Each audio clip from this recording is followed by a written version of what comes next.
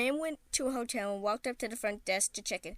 The woman at the desk gave him his key and told him on his way to his room there was a door with no number that was locked and no one was allowed in there. She explained that it was a storeroom and that it was out of bounds. She reminded him of this several times before allowing him upstairs, so he followed the instructions of the woman at the front desk before going straight into his room and going to bed.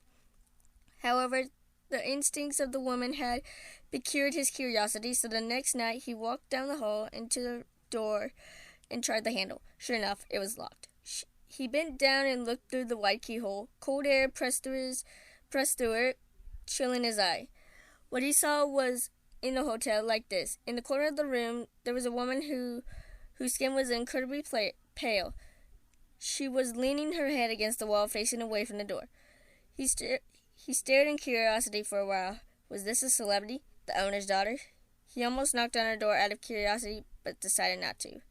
As he was still looking, the woman turned sharply and he jumped back from the door, hoping she was not suspect that he was spying on her. He curled away from the door and walked back to his room.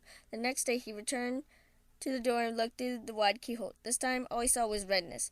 He couldn't make any sense of it out besides a distinct red color. A movie. Perhaps the inhabitants of the room knew he was spying the night before and he had blocked the keyhole with something red.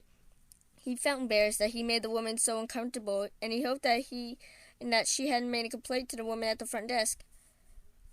At this point, he decided to consult her for more information. She sighed and said, "Did you look through the keyhole?"